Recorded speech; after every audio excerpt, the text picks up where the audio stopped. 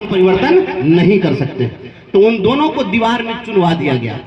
जब दीवार में उन दोनों बच्चों को जिंदा चुनवा दिया गया तो एक व्यक्ति आया, टोडर मल जैन, और टोडर मल जैन ने आकर कहा औरंगजेब से कि वह जमीन हमें दे दो जहां पर तुमने उन दोनों वीरों को तुमने दीवार में चुनवा दिया। कहा कि उस जमीन को लेकर क्या करोगे? कहा कि हम वहां पर पूजा करेंगे उन दोनों बलिदानियों को। वो अवतारी बच्चे थे जिन्होंने तुम्हारे इस मुगल हुकूमत के सामने सर झुकाना स्वीकार नहीं किया। इन बहादुर बच्चों की हम पूजा करेंगे, हमारे लिए देवता सरीखे हैं, वह जमीन हमें दे दो। कहा कि इसके लिए कीमत चुकानी पड़ेगी। कहा क्या कीमत चाहिए?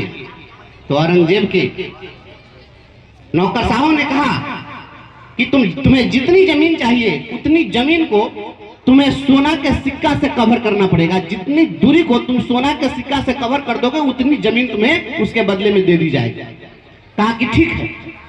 टोडर मल जैन बहुत बड़े धन्ना सेठ थे, उन्होंने सोना का सिक्का बिछाना शुरू किया।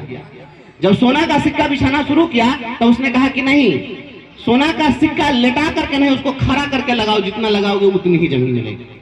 तो सोना का सिक्का फिर खड़ा करके लगवाया और जिस जगह पर उन दोनों बच्चों को दीवार में चुनवाया गया था उतनी जगह पर सोना के सिक्का को खड़ा करके और उस जमीन को खरीद करके टोडर मल जैन ने स्वीकार किया और कहा कि हम इस पर धर्म स्थल बनाएंगे, पूजा स्थल बनाएंगे और इन दोनों सेनानियों की हम पूजा करेंगे।